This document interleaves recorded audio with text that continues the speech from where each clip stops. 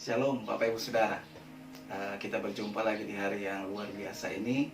Saya percaya kita semua ada dalam keadaan sehat, dalam keadaan kuat, dan hidup di dalam yang namanya berkat-berkat daripada Tuhan. Oke, baik, sebelum kita mau belajar tentang kebenaran firman Tuhan, mari kita awali dulu dengan doa. Kami mengucap syukur Bapa di surga buat kebaikan Tuhan kasih Tuhan dalam hidup kami, sehingga kami masih ada sampai saat ini. Tuhan percayakan dalam keadaan sehat, kuat, tanpa kurang suatu apapun. Tuhan Yesus, sebentar kami mau belajar tentang kebenaran firman-Mu. Tuhan, persiapkan kami Tuhan, berikan kami telinga sebagai seorang murid, hati yang subur Tuhan, sehingga pada saat kami mendengarkan firman-Mu, tanah hati kami itu sudah siap, dan ketika firman-Mu ditaburkan, benih itu akan tumbuh dan menghasilkan buah-buah yang lebat Tuhan. Kami mengalami yang namanya perubahan hidup. Kami mendapatkan pelajaran yang luar biasa daripada Tuhan lewat kebenaran firman Tuhan hari ini. Hamba-Mu terbatas, urapi lidah mulut bibir hamba-Mu, sehingga apa yang hamba katakan semua berasal daripada Tuhan sendiri. Terima kasih, berkati sekali lagi. Kami serahkan waktu dan kesempatan ini ke dalam tangan-Mu, di dalam nama Tuhan Yesus. Kami siap dengar firman-Mu, sama-sama kita katakan amin. Bapak Ibu Saudara, hari ini kita mau belajar tentang suatu tokoh, ya.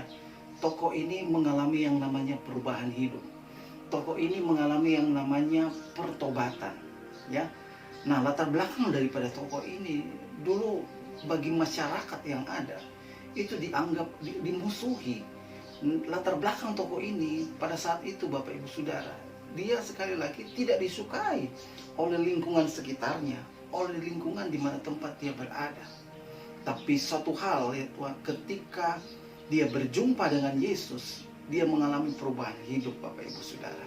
Ya, tokoh ini dulu kehidupannya melakukan hal-hal yang tidak berkenan.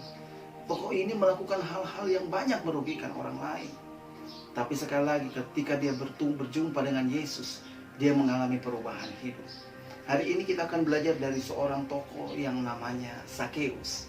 Saya percaya bahwa kita sudah sering mendengarkan kisah ini, kisah tentang yang namanya seorang Zakheus ini. Mungkin dari sejak kita dari sekolah minggu ya. Tapi saya percaya Bapak Ibu Saudara, kebenaran firman Tuhan yang akan kita dengarkan pada hari ini, itu akan membuka paradigma kita. Ya, akan membawa kita kepada yang namanya perubahan hidup. Ya, mari sama-sama kita buka dulu Alkitab kita di dalam Lukas 19 ayat 1, ya. Ayat 1 sampai ayatnya yang ke-10. Saya akan baca. Yesus masuk ke kota Yeriko dan berjalan terus melintasi kota itu. Di situ ada seorang bernama Zakheus, kepala pemungut cukai, dan ia seorang yang kaya. Ia berusaha untuk melihat orang apakah Yesus itu, tetapi ia tidak berhasil karena orang banyak, sebab badannya pendek. Maka berlarilah ia mendahului orang banyak, lalu memanjat pohon ara untuk melihat Yesus yang akan lewat di situ. Ketika Yesus sampai ke tempat itu, ia melihat ke atas dan berkata, "Zakheus, segeralah turun, sebab hari ini aku akan menumpang di rumahmu." Lalu Zakheus segera turun dan menerima Yesus dengan sukacita. Tetapi orang-orang yang melihat hal itu bersungut-sungut, katanya, "Ia menumpang di rumah orang berdosa." Tetapi Zakheus berdiri dan berkata kepada Tuhan, "Tuhan, setengah milikku akan kuberikan kepada orang miskin, dan sekiranya ada sesuatu yang kuperas dari seseorang, akan kukembalikan 4 kali lipat." Kata Yesus kepadanya, "Hari ini telah terjadi keselamatan kepada rumah ini, karena orang ini pun anak Abraham. Sebab anak manusia datang untuk mencari dan menyelamatkan yang hilang." Alkitab Bapak Ibu Saudara, kita di dalam Lukas 19 ini Bapak Ibu Saudara, itu dimulai dengan suatu narasi, suatu pernyataan di mana dikatakan di situ bahwa Yesus masuk ke kota Yeriko, ya. Yesus masuk ke kota Yeriko dan berjalan terus melintasi kota itu, ya. Apa yang kita pahami tentang kota Yeriko? Ya, Salah satu yang Alkitab catat Bapak Ibu Saudara, bahwa kota Yeriko ini, dulu kota ini adalah kota yang berkubu. Dulu kota ini di masa Yosua, Bapak Ibu Saudara, merupakan kota yang berkubu dan merupakan kota yang dikelilingi oleh tembok yang besar dan dihuni oleh orang-orang pahlawan-pahlawan yang gagah perkasa. Nah, tapi kita melihat satu fakta di mana Tuhan menunjukkan karyanya yang luar biasa di dalam Yosua, Bapak Ibu Saudara, kitab Yosua, di mana kita melihat lewat pujian penyembahan yang dinaikkan oleh bangsa Israel di bawah pimpinan Yosua pada saat itu. Kota yang kuat itu, Bapak Ibu Saudara, yang dikelilingi oleh benteng yang kuat, itu dapat rubuh, Bapak Ibu Saudara. Dan di pihak lain juga, di satu sisi, Yosua juga pernah mengutuk kota Yeriko ini, Bapak Ibu Saudara. Ya. Nah, di zaman Perjanjian Baru, kota ini, Bapak Ibu Saudara, banyak dipakai merupakan penghubung. Ya. Kota ini banyak orang yang melintasinya, Bapak Ibu Saudara. Kenapa?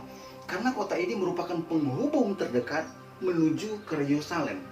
Karena pada saat itu, Bapak Ibu Saudara, Yerusalem adalah tempat, adalah satu titik di mana bangsa Israel dari penjuru manapun itu pergi ke sana untuk apa? Untuk beribadah, Bapak Ibu Saudara. Untuk melakukan ritual keagamaan di sana. Nah, kalau kita baca di dalam ayat 1, Yesus pun melakukan hal ini, Bapak Ibu Saudara. Ya. Yesus masuk ke kota Yeriko dan berjalan terus melintasi kota itu. Jadi Bapak Ibu Saudara, Yesus pun melintasi kota Yeriko. Tujuannya mau kemana? Yesus mau ke Yerusalem. Ya. Nah, hari ini Bapak Ibu Saudara, kita mau belajar sedikit tentang yang namanya Sakeus ini. Dari apa yang kita baca ini, Bapak Ibu Saudara, dari ayat 1, sekali lagi saya ulang ya. Yesus masuk ke kota Yeriko dan berjalan terus melintasi kota itu.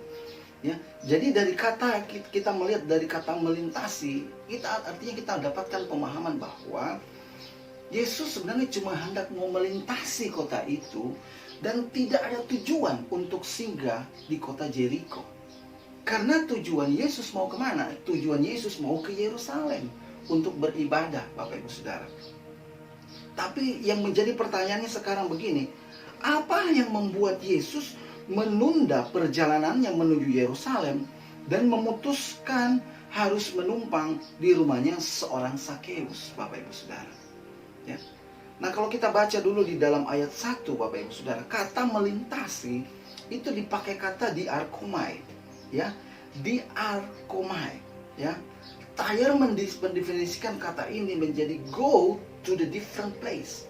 Pergi ke satu tempat yang berbeda, Bapak Ibu Saudara. Dalam hal ini, Bapak Ibu Saudara, adalah apa? Yerusalem. Jadi dari kata diarkomai ini, kita dapatkan satu pemahaman bahwa memang Yesus tidak ada niat untuk mampir ke kota Yeriko. Tapi, apa yang membuat Yesus mampir ke kota Yeriko ini dan memutuskan untuk tinggal di rumahnya Sakeus? Coba kita baca ayat 5, di situ dikatakan begini. Ketika Yesus sampai ke tempat itu, ia melihat ke atas. Ketika Yesus sampai ke kota Yeriko dan berjalan melintasi kota itu, lalu ia melihat ke atas dan berkata, Sakeus, segeralah turun, sebab hari ini aku harus menumpang di rumahmu. Nah, pertanyaan sekarang buat kita, Bapak Ibu Saudara, apa yang membuat sehingga Yesus memutuskan untuk tinggal menumpang di rumah seorang Sakeus? Ya, kalau kita baca, Bapak Ibu Saudara, dalam ayat 2, di situ dikatakan begini. Di sini ada seorang yang bernama Sakeus, kepala pemungut cukai, dan ia seorang yang kaya. Ya, jadi Alkitab bilang sama-sama bahwa Sakeus yang pertama ini dia adalah seorang kepala pemungut cukai, dan dia adalah orang yang kaya. Perlu kita garis bawahi bahwa profesi sebagai pemungut cukai pada saat itu adalah merupakan profesi yang pada saat itu disamakan di mata bangsa Israel. Profesi ini disamakan derajatnya dengan yang namanya penjahat. Ya. Lalu yang kedua, profesi sebagai yang namanya pemungut cukai adalah profesi yang tidak disenangi oleh yang namanya bangsa Israel. Kenapa? Karena yang pertama, mereka bekerja sama dengan yang namanya penjahat, bukan penjahat, penjajah. Ya, dalam hal ini bangsa Israel dijajah oleh yang namanya Romawi pada saat itu ya. Jadi mereka bekerja sama dengan yang namanya penjajah untuk memungut cukai, memungut pajak daripada yang namanya bangsanya sendiri, lalu diberikan kepada penjajah Romawi pada saat itu. Lalu apa yang membuat yang namanya profesi sebagai pemungut cukai ini tidak disukai? Yaitu mereka suka mengambil lebih dari yang seharusnya. Ya, kalau pajaknya seumpamanya pajak yang diberikan pada saat itu 1 dinar, mereka harus memberikan pajak yang ditarik oleh seorang Sakeus. Ini seandainya ya 2, mungkin 2. Jadi 2 dinar yang ditarik. Nah, hal ini memberatkan ya bangsa Israel pada saat itu, sehingga memberatkan sekali lagi masyarakat yang ada pada saat itu. Sehingga sekali lagi profesi sebagai yang namanya pemungut cukai itu adalah profesi yang sangat-sangat tidak disenangi oleh bangsa Israel pada saat itu. Nah, kita melihat Bapak Ibu Saudara, apa sih yang dilakukan? Apa yang dilakukan oleh seorang yang namanya orang kaya pada saat itu? Apa yang dilakukan oleh yang namanya seorang pemimpin perusahaan pada saat itu? Kalau dalam bahasa sekarang direktur mungkin ya. Apa sih yang dilakukan oleh direktur pada saat itu? Ya, ketika dia ingin melihat, ingin berjumpa dengan yang namanya Yesus pada saat itu. Kita baca ayat 3. Di sini ayat 3 saya baca. Ia berusaha untuk melihat orang apakah Yesus itu.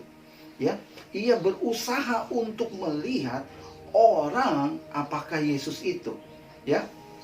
Dan ini adalah hal yang pertama Bapak Ibu Saudara. Ini indikator pertama kenapa Yesus memutuskan untuk menumpang di rumah Sakeus pada saat itu. Jadi Alkitab bilang Bapak Ibu Saudara, yang pertama, ia berusaha. Ya. Jadi Sakeus yang di mata bangsa Israel pada saat itu adalah yang profesinya bagi mereka adalah profesi yang disamakan dengan penjahat. Ya, profesi yang sangat-sangat tidak disukai oleh masyarakat pada saat itu. Apa yang dilakukan oleh seorang direktur pada saat itu? Apa yang dilakukan orang kaya ini? Alkitab bilang ia berusaha. Garis bawahi kata berusaha.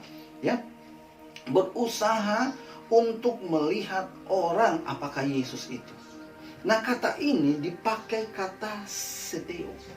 Sekali lagi, kata berusaha untuk melihat orang apakah Yesus itu dipakai kata seteo. Nah, seteo itu artinya Bapak Ibu Saudara, demand something from someone. Ya, sekali lagi, seteo itu memiliki pengertian demand something from someone. Artinya Bapak Ibu Saudara, dia berusaha untuk mencari tahu, mencari sesuatu dari orang ini. Jadi Bapak Ibu Saudara, Sakeus berusaha untuk mencari tahu, mencari sesuatu, mendapatkan sesuatu dari orang yang bernama Yesus pada saat itu. Jadi kata berusaha sekali lagi, berusaha itu artinya dia berusaha untuk mencari sesuatu, mencari informasi, mencari tahu siapa sebenarnya Yesus ini. Ya, siapa sebenarnya orang Yesus ini? Jadi ada kehausan Bapak Ibu Saudara, ada kerinduan yang ingin mengetahui lebih dalam siapa sih sebenarnya Yesus ini, siapa sih sebenarnya Yesus yang melintasi kota Yeriko pada saat itu. Jadi Alkitab bilang ia berusaha, ya. Nah, kata berusaha itu sekali lagi ada unsur investigasi di situ, ya, mencari tahu lebih dalam, mencari tahu lebih detail lagi siapa latar belakang daripada Yesus, apa yang dia sudah lakukan, ya, kepada bangsa Israel, kepada masyarakat yang ada pada saat itu, Bapak Ibu Saudara. Jadi kata berusaha itu mengandung unsur sekali lagi investigasi, ya. Nah, kita terus Bapak Ibu Saudara. Ia berusaha untuk melihat orang apakah Yesus. Nah, perhatikan ini. Tetapi ia tidak berhasil karena orang banyak, sebab badannya pendek. Jadi Ada kerinduan yang mendalam dari seorang yang namanya Sakeus. Dia berusaha untuk menginvestigasi. Dia berusaha untuk menseteo siapa sebenarnya Yesus ini. Lalu Alkitab melanjutkan, tetapi ia tidak berhasil. Ya, jadi sekali lagi, dia sudah ada kerinduan, tapi Alkitab bilang dia tidak berhasil. Nah, sebab badannya pendek. Jadi Bapak Ibu Saudara, Alkitab bilang begini, ada dua hal yang membuat kenapa usaha daripada seorang Sakeus ini tidak berhasil. Yang pertama, Alkitab bilang karena orang banyak. Ya, jadi pada saat Yesus melintasi kota Yeriko, ternyata orang banyak juga Bapak Ibu Saudara berkerumun juga untuk melihat siapa Yesus ini, bagaimana rupanya Yesus ini, bagaimana sih seperti apa sih Yesus ini. Jadi begitu banyak orang Bapak Ibu Saudara yang menghalangi dia. Jadi itu adalah faktor daripada eksternal, faktor dari luar, di mana orang banyak yang mengelilingi Yesus pada saat itu, sehingga dia tidak dapat untuk melihat seperti apa Yesus itu dari dekat. Lalu yang kedua, faktor internal Bapak Ibu Saudara. Jadi ada dua penghambat. Penghambat yang pertama itu tadi faktor eksternal, lalu penghambat yang kedua itu faktor internal. Internalnya apa? Alkitab bilang sebab badannya pendek. Ya, kita tahu bahwa kalau postur badan kita pendek, maka sekali lagi kita kemungkinan akan sulit Bapak Ibu Saudara untuk bisa melakukan yang namanya suatu aktivitas yang namanya suatu aktivitas atau kegiatan yang mungkin lincah Bapak Ibu Saudara. Kenapa? Gesit. Kenapa? Badannya pendek, Alkitab bilang. Jadi mungkin ada keterbatasan dari dalam sendiri. Tapi yang jadi hal yang luar biasa, apakah dengan yang namanya keterbatasan itu, apakah dengan yang namanya halangan daripada orang eksternal, orang banyak, lalu kemudian halangan dari dalam dirinya sendiri, apakah itu membuat ia menyerah? Mari baca ayat 4. Ya, apa yang dia lakukan? Lihat, maka berlarilah ia mendahului orang banyak. Jadi Bapak Ibu Saudara, dia tidak patah arang, dia tidak putus asa. Apa yang dia lakukan? Ia berlari mendahului orang banyak. Kata berlari Bapak Ibu Saudara itu dari kata protreko. Ya, sekali lagi, protreko, ya, dari dua kata, yaitu pro dan treko. Yang artinya Bapak Ibu Saudara, berlari seperti orang yang berlomba di dalam gelanggang olahraga. Ya, kata berlari Bapak Ibu Saudara sekali lagi itu dari kata proteko. Ya, kata ini memiliki pengertian Bapak Ibu Saudara berlari seperti orang yang sedang berada di dalam yang namanya gelanggang olahraga. Ya, seperti orang yang sedang berlomba Bapak Ibu Saudara di dalam yang namanya gelanggang olahraga. Apakah cuma cukup sampai di situ? Cuma cukup sampai di berlari Bapak Ibu Saudara? Tidak. Apa yang dia lakukan? Lalu ia memanjat pohon ara dan melihat orang. Apakah ia memanjat pohon ara untuk melihat Yesus yang akan lewat di situ. Ya, jadi Bapak Ibu Saudara, setelah dia berlari, tidak cukup cuma sampai berlari Bapak Ibu Saudara mendahului orang banyak. Lalu usaha yang berikutnya yang dia lakukan adalah ia memanjat pohon ara. Tadi Alkitab bilang di dalam ayat 2 dikatakan apa di situ bahwa dia adalah seorang dia kepala pemungut cukai. Dia adalah orang yang kaya. Bapak Ibu Saudara, dia sudah tidak memikirkan lagi status sosialnya Bapak Ibu Saudara. Yang pada saat itu adalah seorang kepala. Yang pada saat itu adalah seorang pemimpin Bapak Ibu Saudara. Direktur daripada perusahaan. Dia sudah tidak memimpin lagi status sosialnya bahwa dia adalah orang yang kaya. Hanya untuk bertemu dengan Yesus Bapak Ibu Saudara, dia berusaha semaksimal mungkin. Dia berusaha sekali lagi semaksimal mungkin. Ya, walaupun ada halangan dari luar, walaupun ada halangan dari dalam, dia tidak patah arang. Dia berusaha semaksimal mungkin untuk apa? Untuk berjumpa dengan Tuhan Yesus, untuk melihat Tuhan Yesus. Adakah hari-hari ini hidupmu Bapak Ibu Saudara melakukan hal yang seperti dilakukan oleh seorang Sakeus? Ya. Adakah hari-hari ini engkau berusaha semaksimal mungkin untuk berjumpa dengan Tuhan Yesus? Adakah hari-hari ini di masa-masa krisis ini, di masa-masa pandemi ini, engkau berusaha dengan semaksimal mungkin untuk berjumpa dengan Tuhan Yesus? Memang sekali lagi Alkitab katakan bahwa untuk berjumpa dengan Tuhan Yesus ada banyak halangan, ada halangan-halangan yang akan terjadi. Tapi apakah engkau stop sampai di situ? Menyerah dengan keadaan? Sulit, susah untuk berjumpa dengan Tuhan Yesus. Sudah, nanti lain waktulah. Apakah kita stop sampai di situ? Hari ini kita belajar dari seorang yang namanya Sakeus. Walaupun ada penghalang, apa yang dia lakukan? Dia tetap berusaha, ia berlari, ia memanjat pohon, Bapak Ibu Saudara. Usaha yang begitu sangat keras dia lakukan. Ya. Tujuannya cuma satu, Bapak Ibu Saudara. Tujuannya cuma dia mau melihat siapa Yesus ini. Yang akan apa dikatakan di situ? Lewat di kotanya. Yang akan melintasi kota Yeriko. Ya. Nah, terhadap apa yang Sakeus lakukan, Bapak Ibu Saudara. Mari kita baca ayat 5. Perhatikan ayat 5 ini. Ketika Yesus sampai ke tempat itu, ia melihat ke atas. Ya. Kata melihat ke atas ini, Bapak Ibu Saudara, ini sepertinya memberikan yang namanya penghormatan buat Sakeus. Ya.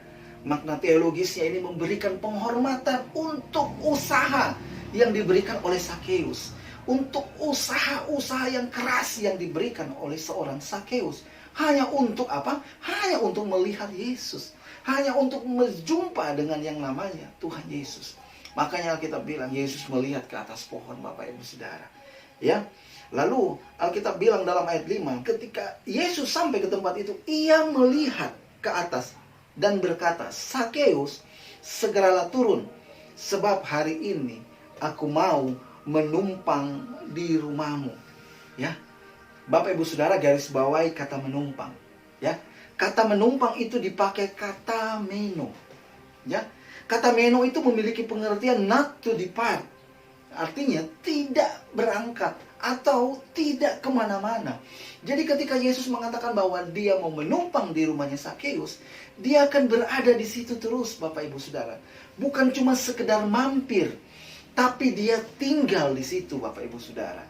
Ya, jadi sekali lagi, efek ketika kita berusaha untuk berjumpa dengan Tuhan Yesus, untuk mencari tahu orang apakah Yesus itu, ya. Alkitab bilang, Yesus bilang begini, Sakeus, ya, turun dari atas pohon itu, sebab hari ini aku harus, garis bawahi kata harus, Bapak Ibu Saudara, aku harus menumpang. Jadi dampak ketika kita berusaha untuk kita mencari, berjumpa dengan Yesus, Alkitab bilang Yesus mengatakan, dia mau meno, dia mau tinggal, bukan cuma tinggal, cuma sekedar mampir, tapi tinggal menetap, Bapak Ibu Saudara. Not to depart. Tidak berangkat kemana-mana, Bapak Ibu Saudara. Ya. Jadi dari hal ini, Bapak Ibu Saudara, kita mendapati suatu kebenaran, Bapak Ibu Saudara. Ya, kita mendapati suatu pelajaran bahwa apa yang dilakukan Sakeus membuat Yesus menunda kepergiannya ke Yerusalem. Apa yang dilakukan Sakeus membuat Yesus menghentikan langkahnya dan mendatangi yang namanya Sakeus. Apa yang dilakukan oleh yang namanya Sakeus, yang di mata bangsa Yahudi pada saat itu adalah orang yang berdosa, yang derajatnya disamakan dengan yang namanya penjahat. Bapak Ibu Saudara, ini membuat Yesus, Bapak Ibu Saudara, sekali lagi mengatakan aku harus menumpang di rumahmu. Ya, ini adalah membuat Yesus mengatakan bahwa aku harus meno di rumahmu. Syaratnya, Bapak Ibu Saudara, kita harus melakukan ayat 3 dan ayat 4. Ya, ayat 3 sekali lagi saya baca, ia berusaha untuk melihat Yesus, ya, tapi ia tidak berhasil karena orang banyak sebab badannya pendek. Maka ia berlari mendahului orang banyak, lalu memanjat pohon ara untuk melihat Yesus yang akan lewat di situ. Jadi sekali lagi, untuk bisa mengatakan bahwa Yesus mau, untuk bisa sampai di titik sampai Yesus mau mengatakan bahwa Sakeus turun, aku harus menumpang di rumahmu. Kita harus ada indikatornya dulu Bapak Ibu Saudara, untuk dapat menarik supaya Yesus mau datang kepada kita, ya, dan tinggal bersama-sama dengan kita, hidup di dalam kita Bapak Ibu Saudara. Harus ada indikatornya dulu. Yang pertama, kita harus berusaha, ya. Lalu meskipun ada tantangan, meskipun sekali lagi ada tidak gampang, tapi kita harus berusaha. Kita harus sekali lagi berusaha dengan semaksimal mungkin untuk berusaha berjumpa dengan Tuhan Yesus, ya. Sekali lagi, kalau kita mau Yesus tinggal di rumah kita, renungkan baik-baik ayat 3 dan ayat 4 ini Bapak Ibu Saudara, ya. Belakangan ini banyak sekali orang yang dengan gampang mengatakan bahwa Yesus datang kepadanya dan membawanya ke surga, ya. Banyak sekali kesaksian-kesaksian yang mengatakan bahwa dia diangkat Yesus ke surga. Dari pelajaran kita hari ini, dengarkan baik-baik, bahwa untuk bisa Yesus mendatangi kita, ya. Karena Alkitab bilang kan di dalam ayat 5, Yesus sampai ke tempat itu dan ia melihat ke atas. Ya, dari hal ini kita bisa melihat bahwa Yesuslah yang mendatangi posisi tempat di mana Sakeus berada pada saat itu. Ya, harus dengarkan baik-baik. Dia harus memiliki yang namanya indikator. Apakah dia benar-benar sudah berusaha? Apakah dia benar-benar hidupnya benar-benar mencari Tuhan dengan sungguh-sungguh? Apakah benar-benar hidupnya tidak berlawanan dengan apa yang Alkitab katakan? Dengarkan baik-baik Bapak Ibu Saudara. Tuhan itu senang dengan orang yang tidak gampang menyerah. Tuhan itu senang dengan orang yang senantiasa berusaha untuk mencari Tuhan Bapak Ibu Saudara. Walaupun tantangannya berat Bapak Ibu Saudara, ya. Seharusnya kita yang sudah mendapatkan kasih karunia, ya, kita yang sudah melayani Bapak Ibu Saudara, harusnya kita lebih luar biasa lagi, ya. Saya percaya kita dimanapun kita berada yang menyaksikan video ini, kita semuanya sudah hidup di dalam yang namanya anugerah Tuhan. Harusnya Bapak Ibu Saudara, kehidupan kita lebih lagi Tuhan, lebih lagi mencari Tuhan dengan sungguh-sungguh. Ya, berusaha untuk supaya apa? Mengalami yang namanya perjumpaan demi perjumpaan dengan Tuhan Yesus. Karena sekali lagi, perjumpaan dengan Tuhan Yesus itu akan membawa perubahan yang luar biasa di dalam hidupmu. Nah, sekarang kita akan belajar Bapak Ibu Saudara, apa yang terjadi? Apa yang terjadi ketika Yesus, ketika yang namanya seorang Sakeus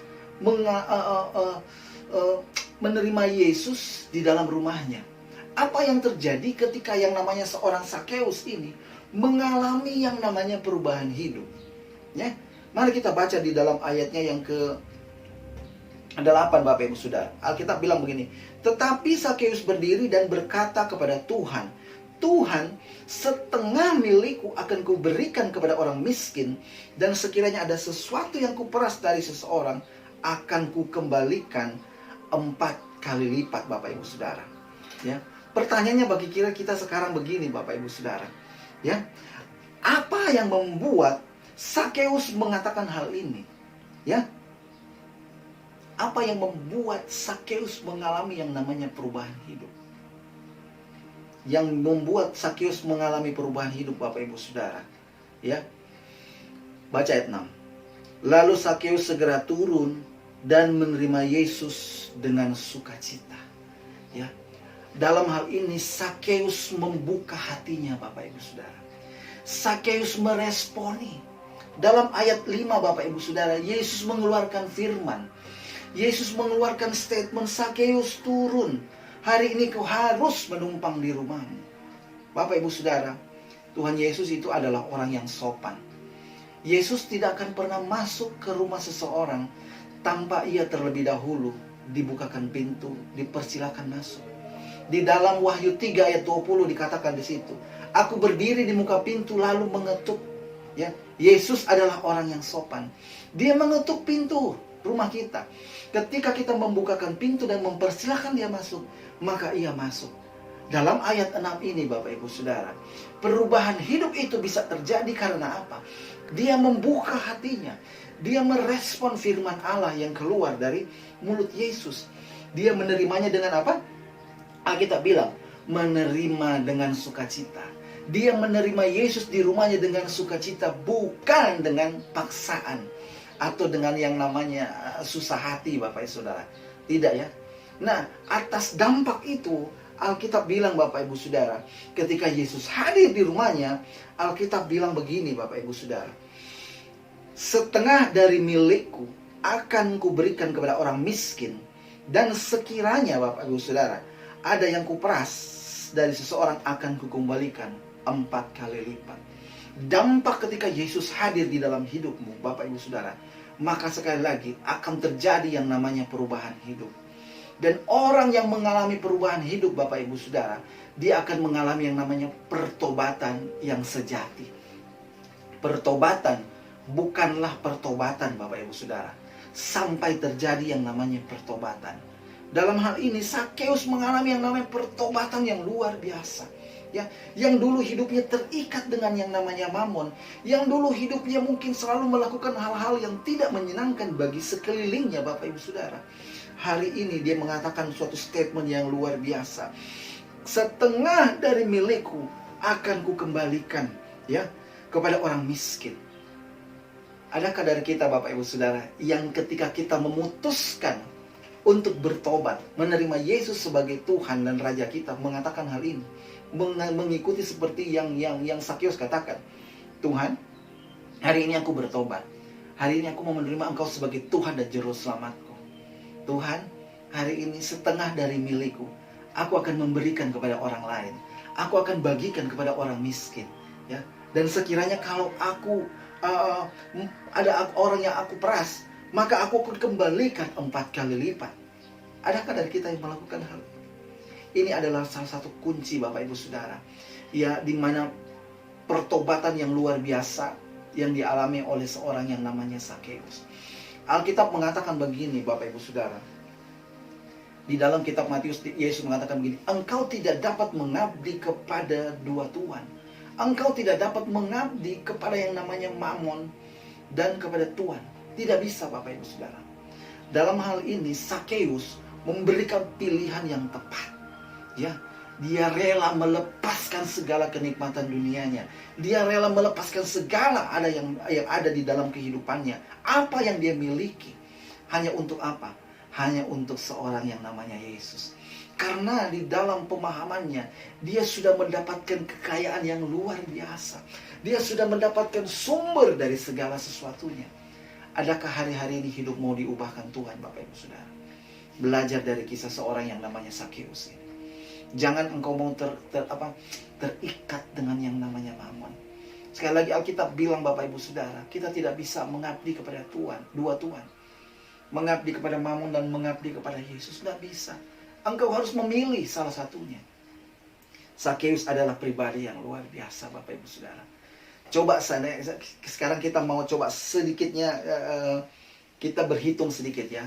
Ini cuma sekedar gambaran buat kita untuk lebih memahami tentang yang namanya setengah dari milikku ini akan kukembalikan kepada orang miskin, dan sekiranya ada sesuatu yang kuperas akan kukembalikan 4 kali lipat. Apa dampaknya bagi kehidupan seorang Sakeus? Ya, sekali lagi ini cuma sekedar sebagai gambaran ya. Alkitab katakan begini Bapak Ibu Saudara, bahwa upah 1 dinar, upah kerja 1 hari itu Alkitab bilang itu 1 dinar. Ya, 1 dinar. Jadi kalau dia bekerja upah 1 bulan Bapak Ibu Saudara, itu artinya adalah 30 dinar ya. Jadi upah selama 1 bulan itu dia dapatkan adalah 30 dinar. Jadi kalau dia bekerja setahun, upahnya itu adalah 365 hari atau 360 hari. Ya. Lalu kemudian di sini Alkitab bilang bahwa dia itu memungut pajak, ya. Nah, tadi saya sudah katakan di introduksinya bahwa orang yang sebagai pemungut cukai ini dia suka mengambil lebih. Kalau yang namanya diwajibkan cuma 1 dinar, dalam hal ini dia mengambil 2. Jadi itu artinya, sekali lagi ini cuma sebagai gambaran Bapak Ibu Saudara, biar kita paham. Jadi kalau dia mengambil 2, itu artinya selama 1 tahun pajak yang dia dapat itu Bapak Ibu Saudara sama dengan gajinya 365 atau 360 dinar yang dia dapatkan Bapak Ibu Saudara. Ya, selama setahun. Nah, Alkitab kan tidak katakan bahwa dia itu sudah bekerja berapa lama sebagai seorang pemungut cukai. Iya kan? Nah, coba seandainya dia bekerja 3 tahun saja. Ini seandainya dia bekerja 3 tahun.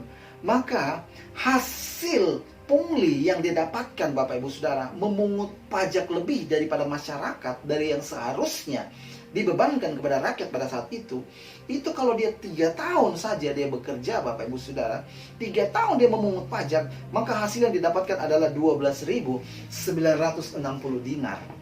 Ya, 12.960 dinar Bapak Ibu Saudara. Ya, itu didapatkan daripada yang namanya pungli Bapak Ibu Saudara. Tapi di sini Alkitab mengatakan begini, kalau saja ada yang kuperas, maka aku akan kembalikan 4 kali lipat. Ya, jadi kita sekarang kalikan 12.960, kita kalikan 4. Hasilnya adalah 51.840 dinar. Ya, hasil yang sangat banyak sekali Bapak Ibu Saudara. Dalam waktu itu Bapak Ibu Saudara, dia memerlukan waktu bekerja yang sangat lama untuk supaya bisa menghasilkan 51.840. Apa pelajarannya dari hal ini? Ya, yang pertama Bapak Ibu Saudara, sekali lagi pelajaran dari ini, Alkitab bilang begini, setengah dari milikku akan kukasih kepada orang lain. Itu artinya kalau setengah dari milikku dikasih kepada orang lain, artinya hartanya tinggal setengah. Lalu kemudian dia mengatakan, aku akan berikan 4 kali lipat Bapak Ibu Saudara. Itu artinya pelajarannya hari ini, ya, ketika dia berjumpa dengan Yesus, dia rela kehilangan hartanya. Dia rela kehilangan segala yang dia miliki. Dia tidak terikat lagi dengan yang namanya mamon. Dia tidak terikat lagi dengan yang namanya harta dunianya. Dan dia berikan semuanya itu Bapak Ibu Saudara. Hanya untuk apa? Hanya untuk seorang pribadi yang namanya hanya Yesus Bapak Ibu Saudara. Jadi sekali lagi, pertobatan bukanlah suatu pertobatan kalau kita belum mengalami yang namanya pertobatan yang sejati. Kita belajar dari hari ini Bapak Ibu Saudara, ya.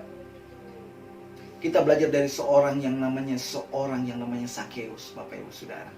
Ya, terhadap apa yang Sakeus katakan Bapak Ibu Saudara. Lihat reaksi daripada Tuhan Yesus. Reaksi daripada Tuhan Yesus, dia mengatakan begini, hari ini telah terjadi keselamatan atas rumah ini karena orang ini pun anak Abraham. Ya, kalau kita bandingkan di dalam Markus 10 Bapak Ibu Saudara, Markus 10 ayat 17 sampai 21, di situ kita mendapati suatu cerita juga bahwa satu ketika ada seorang yang kaya juga datang kepada Yesus. Ya, orang ini Bapak Ibu Saudara, dia sudah melakukan semua perintah-perintah Taurat Tuhan. Dia sudah melakukannya lagi.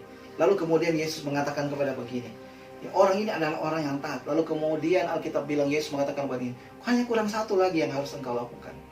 Jualah seluruh hartamu, lalu engkau ikut aku. Alkitab katakan apa? Maka sedihlah orang itu Bapak Ibu Saudara. Kenapa? Karena hartanya banyak. Ya, dia terikat dengan mamonnya Bapak Ibu Saudara. Tapi hari ini Bapak Ibu Saudara, kita melihat suatu fakta yang berbeda, di mana seorang yang katakan dalam suatu dinas instansi, dia ini adalah seorang pemimpin, dia ini adalah seorang direktur, dia adalah seorang yang kaya. Tapi ketika dia membuka hatinya, ketika dia menerima Yesus dengan gembira, ya, Alkitab mengatakan bahwa dia mengalami yang namanya pertobatan yang sejati. Dia mengalami yang namanya perubahan hidup yang luar biasa Bapak Ibu Saudara. Ya, di mana dia rela melepaskan segala sesuatunya. Kenapa? Karena dia sudah mendapatkan harta yang sejati. Dia mendapatkan yang namanya Yesus yang luar biasa, yang mau tinggal di dalam hidupnya. Hari-hari ini Bapak Ibu Saudara, sekali lagi, ya, mungkin kita sekali lagi sudah berusaha untuk mencari Yesus. Mungkin hari-hari ini karena berbagai tekanan yang ada. Mungkin hari-hari ini karena sekali lagi karena situasi dan kondisi yang ada, sehingga membuat hal itu membuat kita sepertinya mau mundur. Hari ini kita mendapatkan suatu pelajaran yang luar biasa Bapak Ibu Saudara.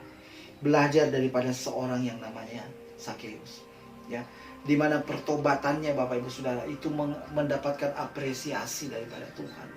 Tuhan mengatakan apa? Hari ini terjadi yang namanya keselamatan. Ya, ketika hati kita tidak terikat dengan yang namanya mamon, Alkitab bilang, Yesus sampai bereaksi. Yesus tidak akan sampai bereaksi Bapak Ibu Saudara kalau tidak ada indikatornya. Kenapa Yesus bisa sampai mengatakan hari ini terjadi keselamatan atas rumah ini? Sekali lagi, itu karena ada indikatornya. Dan indikatornya itu adalah ketika yang namanya Sakeus berani melepaskan segala sesuatunya, berani melepaskan segala yang namanya kekayaannya, segala sesuatu yang mengikat di dalam dirinya. Hari ini ketika engkau berani melepaskan segala sesuatu yang mengikat di dalam dirimu dan membuka hatimu kepada Tuhan, dengarkan baik-baik. Alkitab mengatakan bahwa hari ini juga akan terjadi yang namanya keselamatan di dalam yang namanya hidupmu. Yesus tidak akan pernah mengeluarkan suatu statement tanpa melihat, Bapak Ibu Saudara. Yesus tidak akan pernah mengeluarkan suatu statement bahwa hari ini terjadi yang namanya keselamatan tanpa Yesus menyaksikan, tanpa Yesus melihat yang namanya perubahan hidup, Bapak Ibu Saudara. Hari ini, ya, sekali lagi, apa yang diajarkan oleh Alkitab kita lewat kisah daripada seorang Sakeus ini memberikan kita suatu pemahaman yang luar biasa, ya. Sekali lagi, ketika kita memutuskan untuk mengikut Yesus, maka kita harus rela melepaskan semua ikatan-ikatan kita, Bapak Ibu Saudara. Maka kita harus rela melepaskan segala sesuatunya dan berusaha untuk ikut Yesus. Karena sekali lagi, jangan pernah ragu dengan Yesus, Bapak Ibu Saudara. Saya percaya ketika Yesus itu tinggal di dalam kita, Yesus itu menjadi Bapa kita, maka apapun yang menjadi keperluan kita, apapun yang kita rindukan dalam kehidupan kita, maka Dia sebagai Bapa, Dialah yang akan memberikan itu di dalam kehidupan kita. Dia akan memberikan jalan keluar yang terbaik ketika kita ada di dalam yang namanya masalah, ketika kita berada yang tidak ada yang di dalam yang namanya persoalan hidup. Dia yang akan menolong kita. Matius 6 itu adalah ayat yang luar biasa. Kalau saja burung-burung Tuhan pelihara, ya, kalau saja rumput-rumput saja Tuhan bisa pelihara, apalagi kita ini sebagai anak-anaknya. Asal catatannya sekali lagi, engkau harus melepaskan segala sesuatunya dan ikut Yesus. Saya percaya Bapak Ibu Saudara, kebenaran firman Tuhan yang singkat ini itu akan membuka pola pikir kita, akan mengubah paradigma kita. Amin firman Tuhan. Kita berdoa. Kami mengucap syukur Bapa di surga, terima kasih buat hari yang luar biasa ini, buat kebenaran firman-Mu yang singkat ini yang sudah kita pelajari hari ini. Biarlah kebenaran firman-Mu ini memerdekakan kehidupan kami. Biarlah kebenaran firman-Mu ini membawa kami kepada perubahan hidup. Biarlah kebenaran firman-Mu ini sekali lagi kami mendapatkan sekali lagi tuntunan hidup untuk berjumpa kepada Yesus, bertemu dengan yang namanya Yesus. Terima kasih, materaikan firman-Mu dalam setiap lubuk hati kami, materaikan firman-Mu dalam setiap kehidupan kami. Sama percaya bahwa setiap kebenaran firman Tuhan yang telah ditabur tidak akan pernah kembali dengan sia-sia. Berkati setiap anak-anak-Mu dimanapun mereka berada. Yang sakit Tuhan sembuhkan, Tuhan jamah, Tuhan pulihkan, Tuhan lawat kehidupan mereka, sehingga mereka mengalami yang namanya anugerah yang daripada Tuhan. Yang membutuhkan pertolongan hari-hari ini, Tuhan tolong mereka. Tuhan cukupkan apa yang mereka butuhkan untuk mereka makan, pakai, dan minum. Di dalam nama Tuhan Yesus. Terima kasih, berkati setiap anak-anak-Mu dimanapun mereka berada. Yang menyaksikan siaran ini, Tuhan berkati di dalam nama Tuhan Yesus. Terima kasih, kami mengucap syukur di dalam nama Yesus. Haleluya. Amin. Tetap semangat Bapak Ibu Saudara. Tetap melayani Tuhan. Jangan pernah lepaskan kepercayaanmu. Sebab saya percaya bahwa ketika kita tetap setia, tetap mempertahankan Yesus dalam kehidupan kita, maka upah besar menanti kita. Amin. Shalom.